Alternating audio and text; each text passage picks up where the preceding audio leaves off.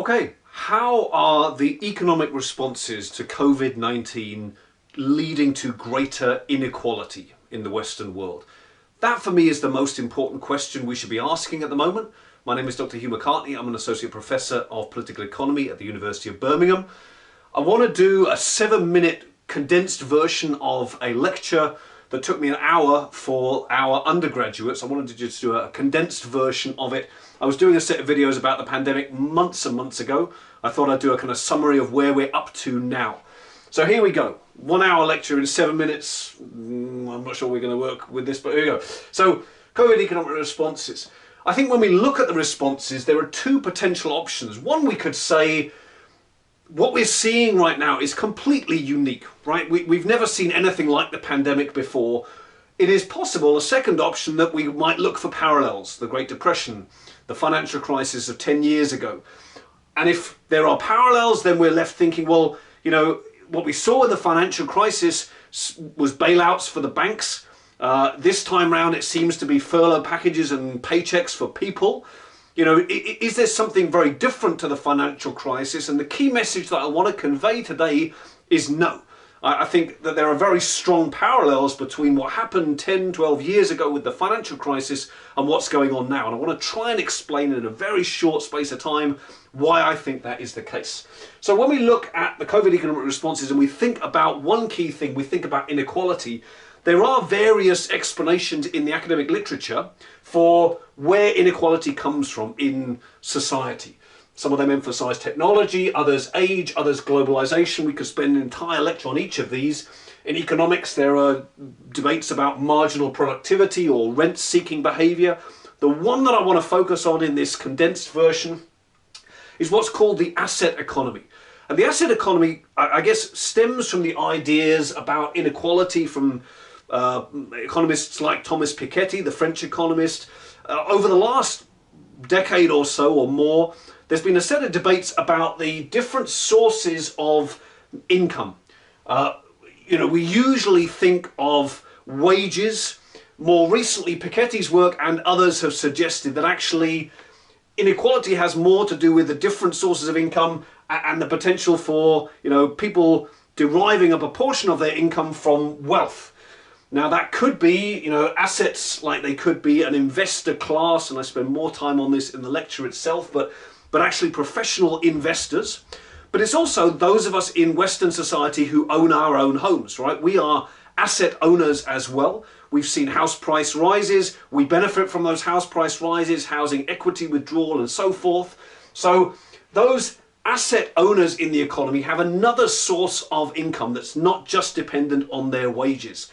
And a lot of people have said, you know, this gives rise to what's called the asset economy, where the priority number one is to help and protect the asset owners. And I think when we think about the policy responses to the pandemic, that's the number one priority we see. Now, there is a second priority, a kind of a knock-on or indirect effect. It's for those who are dependent on wages and what are called the wealth effects or the trickle-down sort of effects. By focusing on these, what the literature says is that if you protect and defend the asset owners, the business owners, the shareholders, etc. first, then over time, so inequality will rise in the short term, but over time, wages will pick up, that gap will close, marginally perhaps, but inequality will decline in the longer term. That's the theory, at least. I'm very skeptical of that, but we don't have time for that today. When we think about the policy responses then, what do we see, and does it fit with this idea of the asset economy? I think it very clearly does. The biggest and most significant policy responses have been what they now call extraordinary monetary policy. And again, big debates about that and whether or not it is actually extraordinary, but it's basically central bank monetary policy. So the countries that I'm interested in, the Bank of England, the Federal Reserve, etc., the European Central Bank, and measures that are known as quantitative easing. Now, quantitative easing, in a simple version, is central banks kind of expanding their balance sheets to buy up debt, in simple terms. The idea is that that central bank policy would allow other banks to lend to help the economy. They call that the bank lending channel. Most of the evidence from the last decade or so has said that bank lending channel doesn't work. In fact, there's been some really interesting work about the impact of quote unquote extraordinary monetary policy on the thing we're interested in, inequality, but we don't have time for that today. Right, but the main channel and the main effect of extraordinary monetary policy, according to recent studies, has been what they call asset price inflation.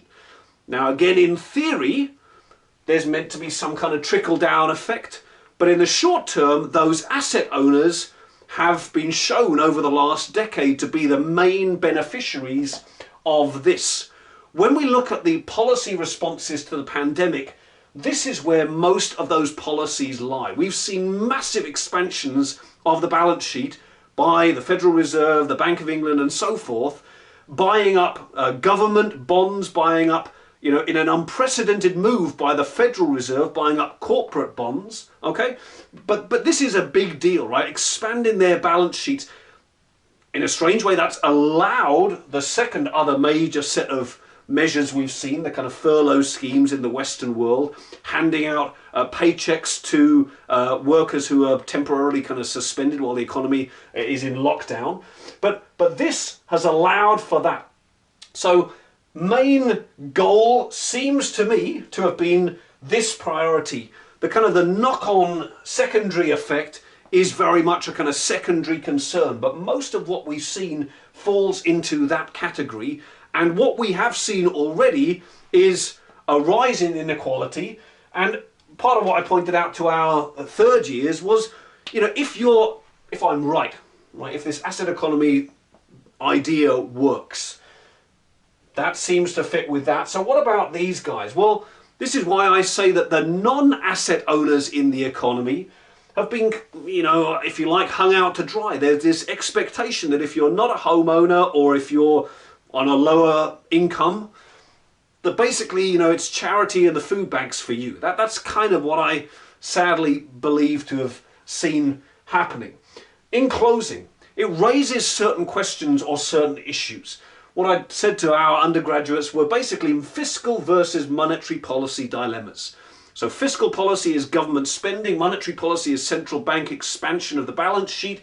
But the big questions really are to do with, around this topic, a question of who pays. Who is going to pay for the pandemic? At the moment, there's a lot of debate around this stuff, debt monetization. If you want to know more about that, I've put a link to another video that I did a couple of months ago on that one. There's a lot of discussion about that at the moment, but really the key question, after the financial crisis, we saw, what they call the politics of tight money, austerity. We saw governments basically saying, look, we've bailed out the banks, now we've got to reel in social spending. My question is that what we're going to see this time round? My response is yes, it is. No one wants to talk about tight money yet, but I very firmly believe that in the next, and particularly for the UK, where we're about to go through Brexit, right? No one's talking about it yet, but I do think that what we're likely to see over the next few years is another round, repeated rounds of austerity, sadly, partly linked to this and partly linked to, central bank responses. But again, that's maybe another video.